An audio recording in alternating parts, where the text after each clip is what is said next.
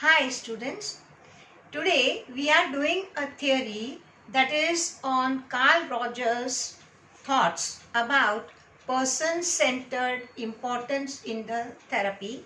It is known as person-centered therapy. It is chapter 7 on your notes. Now we are going to understand what is this person-centered therapy. This therapy I would describe as a link between the classical theories which were based around the psychoanalytical thoughts of Freud, and now we are entering into the area where Carl Rogers like therapists were no more attached to the psychoanalytical theories, but they came up with a different area of thought. His approach is based on concepts from humanistic psychology and has existential perspective. Now, what is humanistic psychology? Humanistic psychology describes the human being, the person, as the most important thing in his own life. He is coming up with his own background, his own thoughts, his own ideas, his own unconscious, which is filled with lot of his own early experiences, but that has set him into a certain kind of personality. Now this personality under normal circumstances should be developing as an individualistic personality, but it has got the existential impact also. So what is happening around that person, in what circumstances is living, what is happening around him, how the circumstances are affecting his own existence, that is covered by the existential perspective of our Carl Rogers theory that we are considering today. He believed that people are trustworthy and they have potential for understanding themselves, resolving their problems without intervention. They should actually not need a counselor or anyone else to understand what is happening to them. But this is what is not really happening. The experiences that the person has got of his own is not always that very open to him. It is having so many veils, so much of fog covering his own personal existence, his own real self, that it is like not possible for him to always remove that fog by himself and rediscover his own real personality. Now, according to Carl Rogers, he believes that people have this personal ability, but counselor is required only to remove those covering veils, the covering curtains from his real personality, and then find the person who is actually capable within himself. He has the potential for understanding himself and resolving his own problems without intervention. Now here the therapist is only working as a catalyst, and it is all possible to work with the client only if the therapist is able to work in collaboration with the client. So client collaboration with the counselor gives rise to the results that we are expecting through the application of this theory. So that is the reason why we call it the humanistic and existential therapy. Carl Rogers emphasized the attitude and personal characteristics of the therapist are most important. He has actually given a list of the characteristics and the abilities that the counselors have to develop to be able to help their clients. He insisted that the outcome of the therapy depended mainly on the quality of the client therapist relationship. So if the relationship is positive and the rapport is good, then the results will be positive and the solutions to the problems will be found. Here there is a collaborative effort that is very, very important. He emphasized permissive and non-directive climate in the therapeutic procedure, because if there is a coercion between the client and the therapist, then the therapy will not proceed further. So there are steps to it, and there will be the first step where the rapport building between the client and the therapist is the most important part of the therapy. Now this is called client-centered therapy, which was later named person-centered therapy by Carl Rogers, because client is an individual, and individual is a person by himself, and he has his own capacities, his own abilities, which have to come forward to play an important role in his development, his own personal growth. And that is why this is a humanistic person-centered therapy. It involves importance be given to phenomenological world of the client. That is, what is the environment in which the client is living. Now, a therapist who is sitting in his own clinic will have no idea or no knowledge about what is the background of this client, from where he is coming. So the client is coming from certain frame of reference. You see, now we may be living comfortably in our own flats, but if the client is coming from a different environment where he will have to face a lot of other problems which we don't experience in our life, in our day-to-day dealings with people.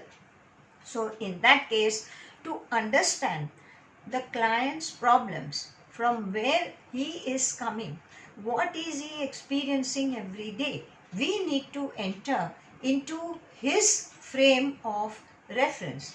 And that is what is the very important aspect of this therapy. The counselor cannot help the counselee if he is not ready to enter into the frame of reference that is offered to the counselee. So counselee may be living in an environment where there are every day so many fights taking place. Now, unless the counselor is able to relate to what is happening in his life, in the counselee's life, he will not be able to understand what he is feeling, what his emotional status would be. So to understand that, the counselor has to enter into the frame of reference. It focuses on client's responsibility and capability to discover reality. So because it is called a person-centered and it is humanistic, we have to trust the client to have that ability to understand his own responsibility. He wants to improve his own life situation, and that is why he is there. And also we must trust, as counselors, his capacity to discover the reality and his own reaction to that reality, his own response to that reality. So it trusts clients' potential to understand and resolve their own problems. Of course, every human being has this wish to live in a better condition. He doesn't want to really be stuck in that kind of condition which is imposed on him. He wants to improve, and that's why he should be interested in solving his own problems. Emphasis on creation of permissive, non-directive climate between counselor and counselee. So counselor has to allow the client to express himself. He should be interested, empathetic, to understand, to listen to him first of all, and try to see where the client's problems are coming from. Believes that counselor-counselee relationship is the catalyst causing personality change in the counselee. So naturally, counselor is not just sitting there to give advice. Advices are very freely available. Even the neighbors can advise, teachers can advise, and anyone you meet, somebody on the roadside or in the train or while traveling, are all free giving you advice. But that's not counseling.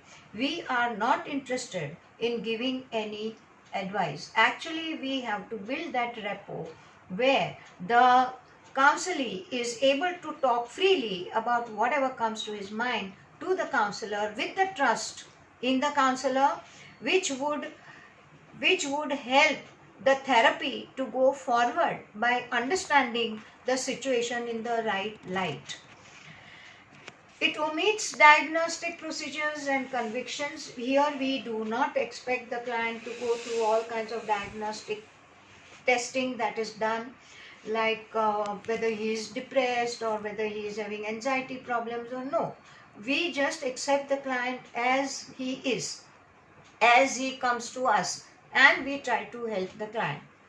Now, to provide climate conducive to becoming a fully functional personal, we need to have that kind of atmosphere in our counseling sittings. So we give the client enough opportunity to open up, to give them the chance to talk about if anything that he wants freely, and he can trust the counselor with all the other requirements that go with talking freely, like trusting the counselor, having that kind of a privacy, that kind of confidence in the counselor, that whatever is shared with the counselor will not be going out of that counseling situation.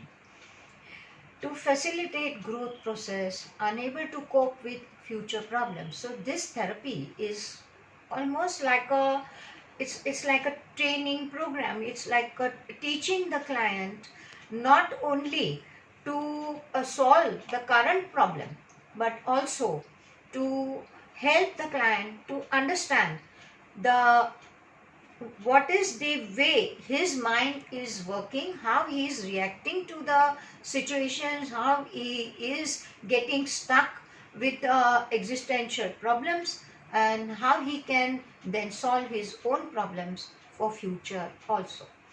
Now, the another therapist who has really taken into this humanistic view and developed a very good theory, which is very popularly used also, is Abraham Maslow.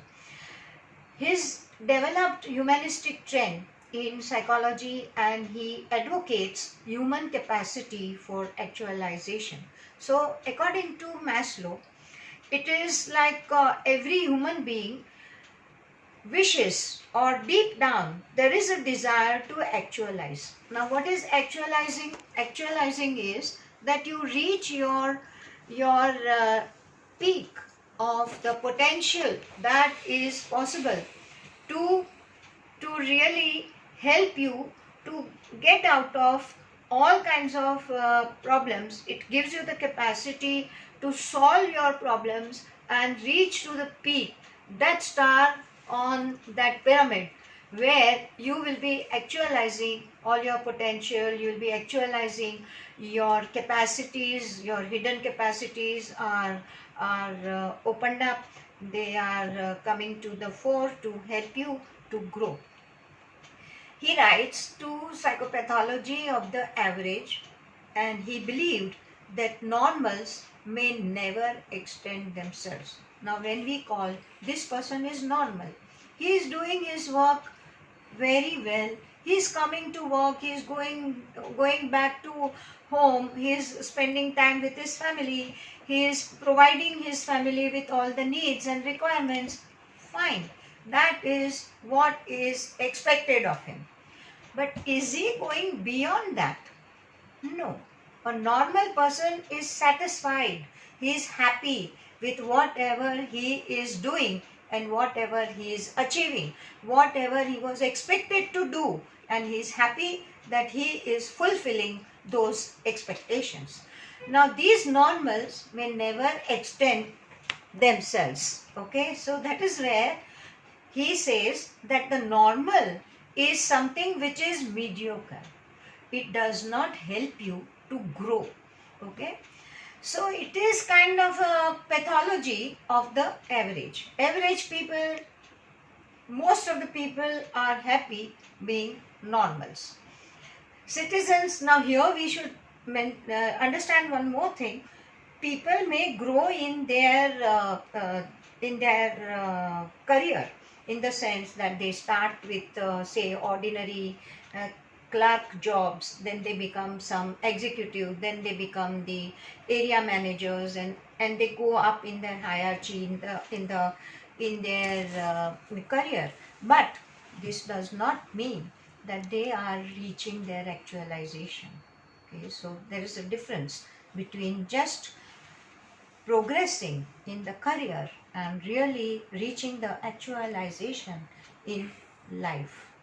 Now you'll see most of these people who have reached the top of their career also, after retirement, they are very contented and happy that they have done their best in their life, and they are very happy being satisfied and content. But have they really actualized themselves? I don't think so. Because actualization means lot of their own latent capacities are yet not actualized. They have not even come forward. They do not even know about it. So this is what is required, and that can be done through counseling, and that is the idea of the humanistic approach. Now, he criticizes Freudian preoccupation with sick side of the human nature, because he believed that Freud's theory is only dealing with the problems, the psychological problems of the humankind. Though this is his opinion, we may differ from that opinion, and there are many who may differ. But as far as Abraham Maslow is concerned, this is his view. He has positive view of human nature, which brings significant implication to this therapy. As I explained to you, humanistic approach means really discovering the latent capacities of the person. Approach does not stop at solving problems, instead aim at involving clients towards the process of actualization. So we, step by step, if you see the pyramid that is given by Maslow, you will be seeing that it starts at the bottom with the basic requirements in the person's life, and that is his food, his residence, and his basic things like roti, kapda, makan. So this will be his basic thing.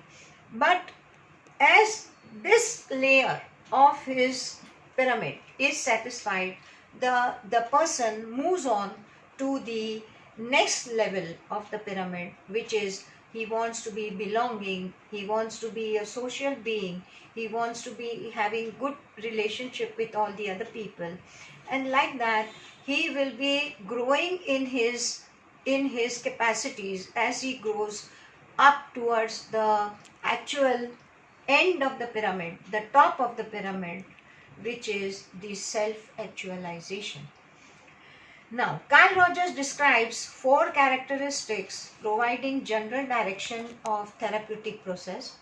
The first one is an openness to experience. So, you provide the facility for the client to be open about his experience in life, and his existential situation will be more known to the therapist if he is given this opportunity to open up.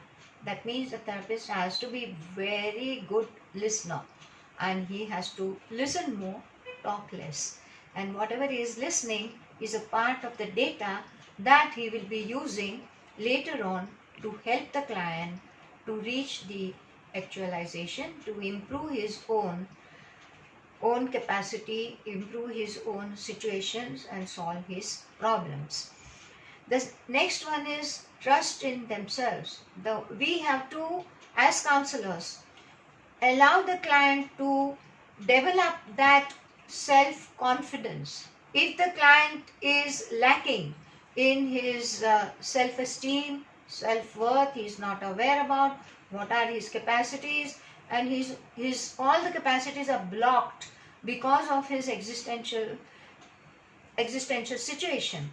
In that case, we need to take the client out of that kind of a situation, make him see the reality and develop the trust in themselves once again. Having internal source of evolution. That means the client has the internal capacity which is hidden, which is not, he is not even aware about it.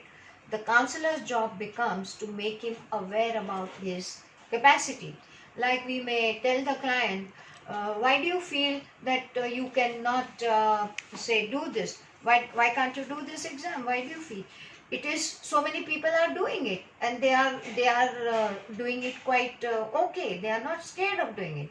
Why can't you drive the car? You will be able to drive the car provided you go step by step learning it and then practice enough. So this kind of evolution which is required, that is the internal source of evolution. There are the fears which are put by the existential surrounding, that you can't do this, you can't do that, you are not capable of doing that, no, don't do this. That kind of surrounding, that existential capacities have been blocked, you see. So that is where this kind of block that has been put into the client's mind and which is restricting his life is something that the counselor has to deal with, giving him back his existential capacities and facing the problems with more of confidence, with inner strength. A willingness to continue growing, that is another thing. You make the client feel he can grow. There is no end to his growing. He has a lot more to do. He can do a lot more. Whatever his wishes, whatever his fantasy ideas, whatever he wanted to dream about and he wanted to achieve can be done. And that is what the therapist has to reinstill in the client. Now remember, all these limitations that the client has got in his mind have not happened in just a short period of time. Maybe they have been developing right from the childhood because of so many people acting and interacting over his behavior, his mind and his way of thinking have been influenced by so many other experiences, so many other people around him. So we need to remove them one after the other. All the layers have to be removed to really discover what the client's real wishes are, what is his real capacities.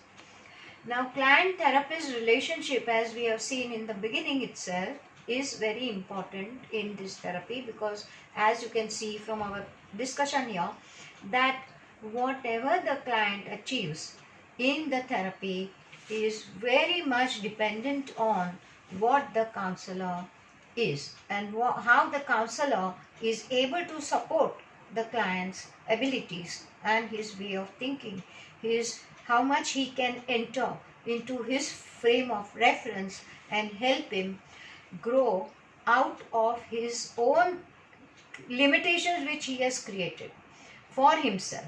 It's not that anyone can expect you or to follow them blindly. Okay, in the previous therapy we have seen that we always have choice. That is what Viktor Frankl has taught us, that we always have choice. So it all depends on what choices we make. Our destiny is decided by the choices that we make in life. So now here the counselor-counselee relationship, the rapport between them is very, very important. Conditions do not vary according to the client type. If some client is depressive, other client is having anxiety problem, another client is having some social phobia, whatever the types of client, whatever their problems, this therapy, the person-centered therapy of Carl Rogers, is there to help them.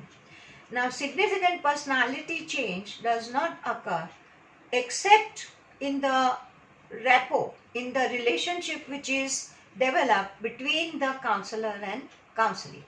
So, what are the needs for this kind of rapport to be built and the rapport to be helpful in achieving our goals?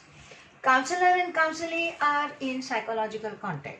They will not be in any kind of personal or social contact. You cannot carry on the therapy if you are in the social contact, or if you are related to the counselee, or if you are neighbor of the counselee, you are friends of the counselee, then no, sorry, you cannot do this kind of counseling work, because the the important thing is that the counselor remains anonymous to the counselee.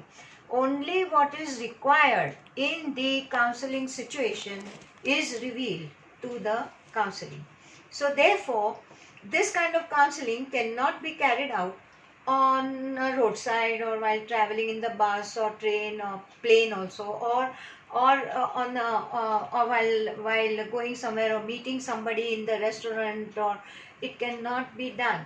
It has to have a proper place, a proper timing, a proper kind of environment, a very secluded place, and a place where the counselee can feel very confident that he is in a place where his information will not be leaked out, or it will not go out of that premise. So that is something that is required.